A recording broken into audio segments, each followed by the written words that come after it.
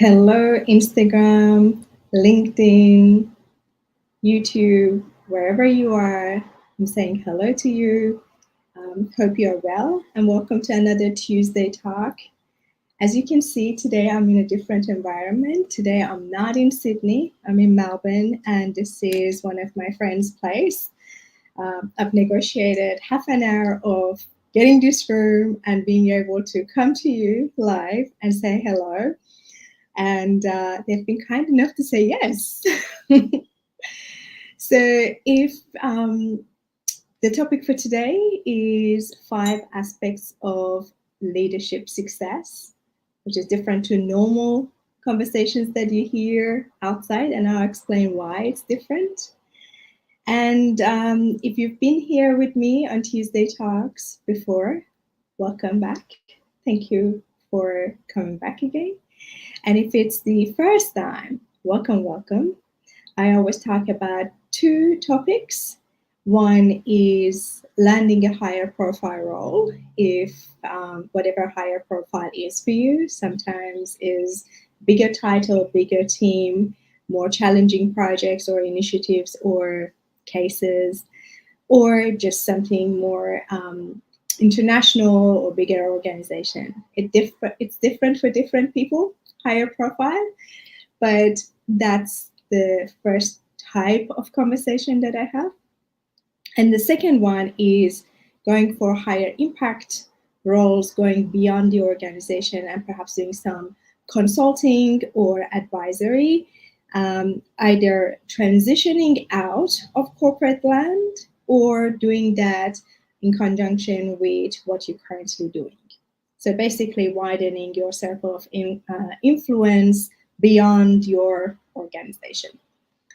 And the reason I do this one, though my background is software engineering and business transformation and business agility, is because throughout my career, I've seen so many great people. They are wonderful in what they do. However, they never get to decision-making tables, and that is quite painful because why not?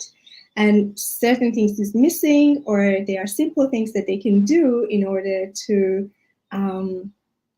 be able to get to leadership positions.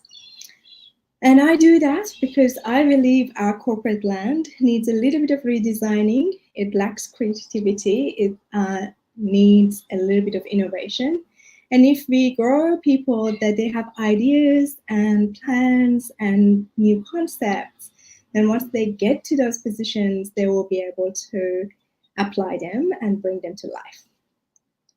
The structure for these conversations on Tuesday is always the same. I always introduce a topic, a case, either from my life or one of my clients, as how they have been able to take control and just take the matters into their hands and don't wait for a promotion to come or something to happen to them, but basically design their career the way they like it, the way they see it is aligned with their passions, with their purpose and the skill sets.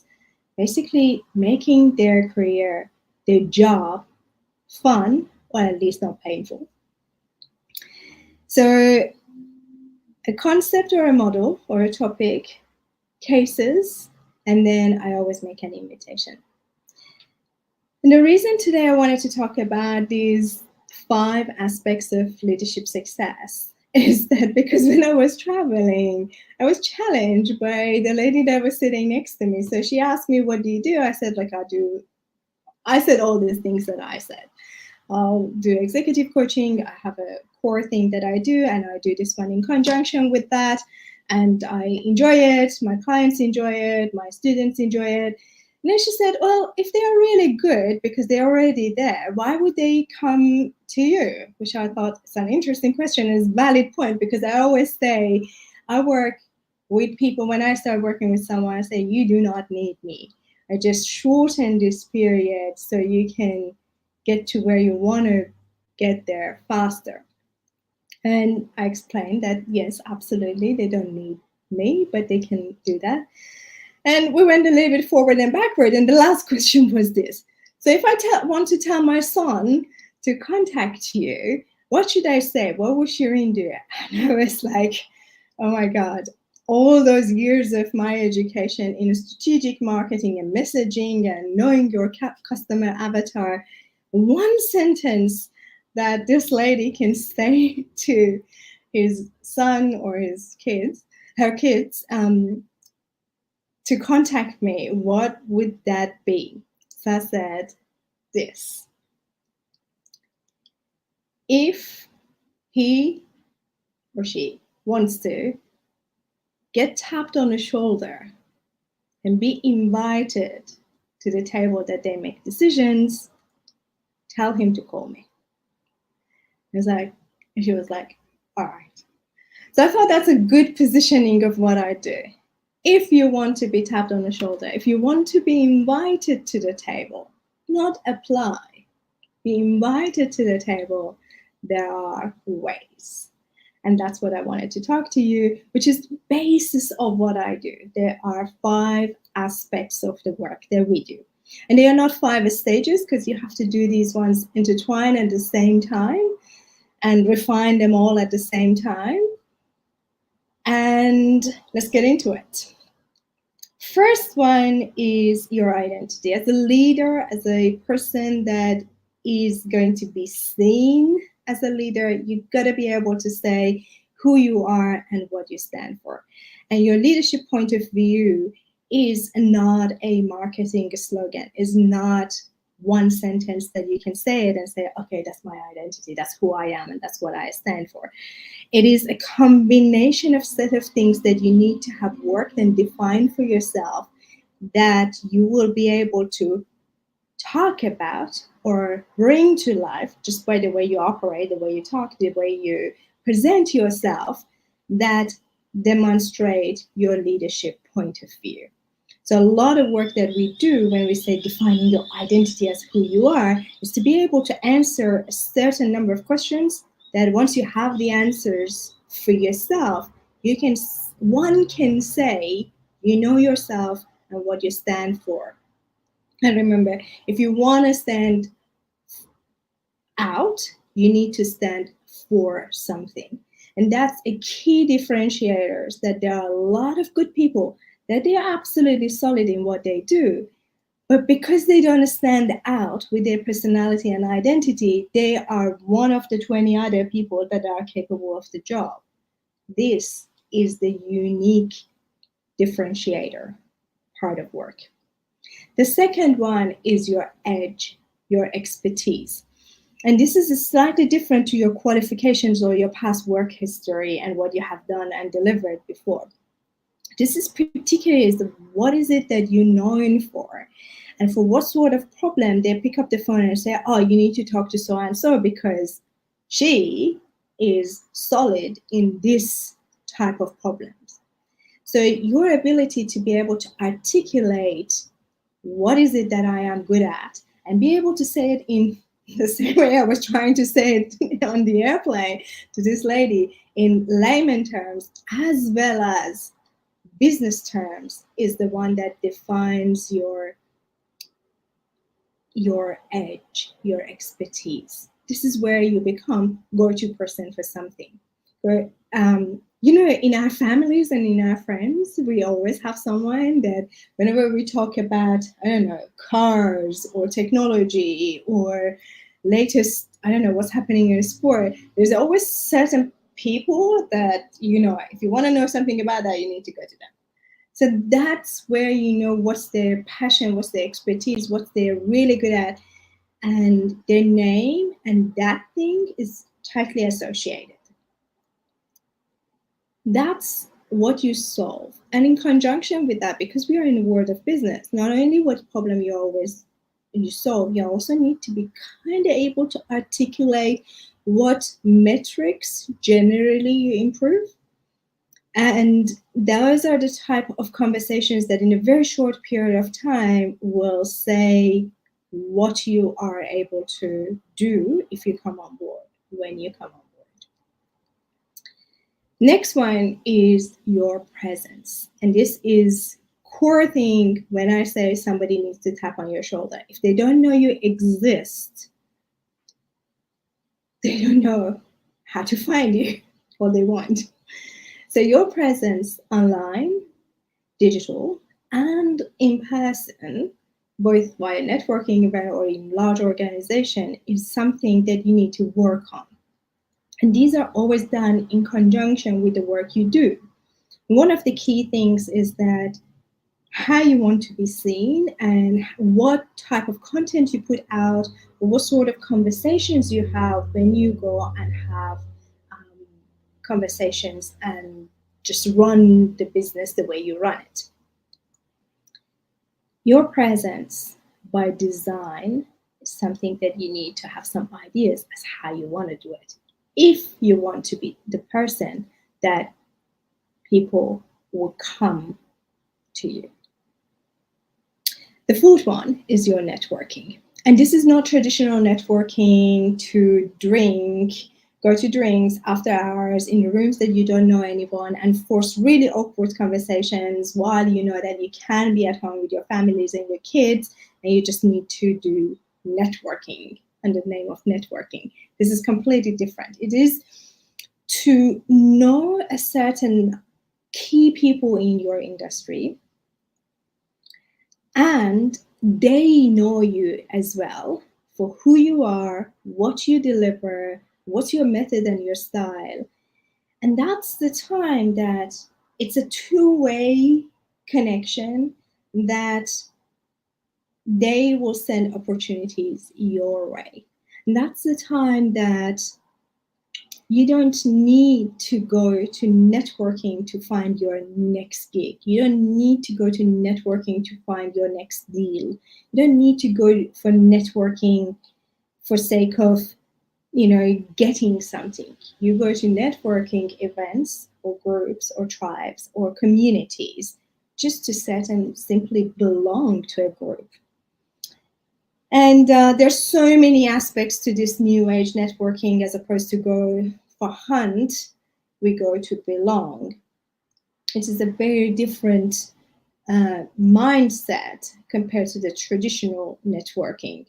But the key thing is that if you've done networking in a human way, if you've done it truly, and you have a healthy network, that's the time that you become curator for opportunities as opposed to seeker for the opportunities.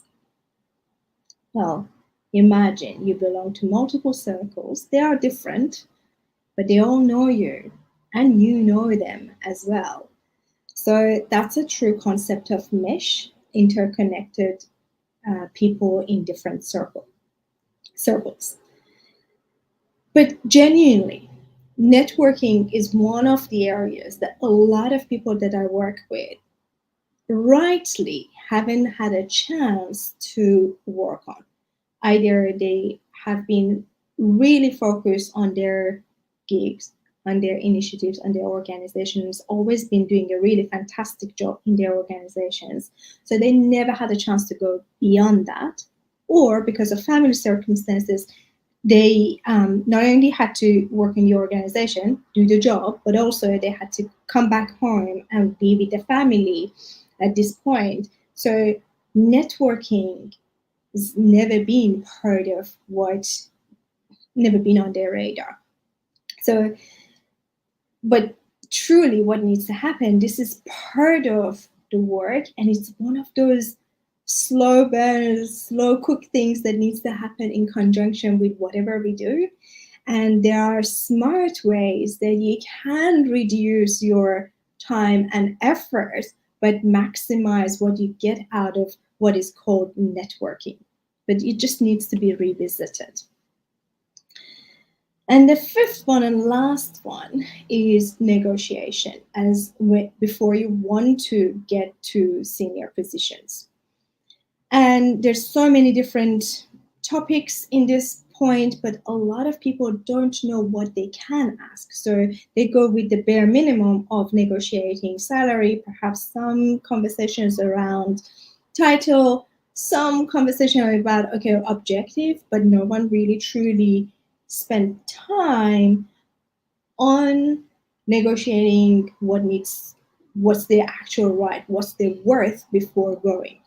And I'm going to put this one really simple, is that you go in to move a needle on some really critical metrics. And sometimes for the changes that we put in place, we make millions of dollar uplift.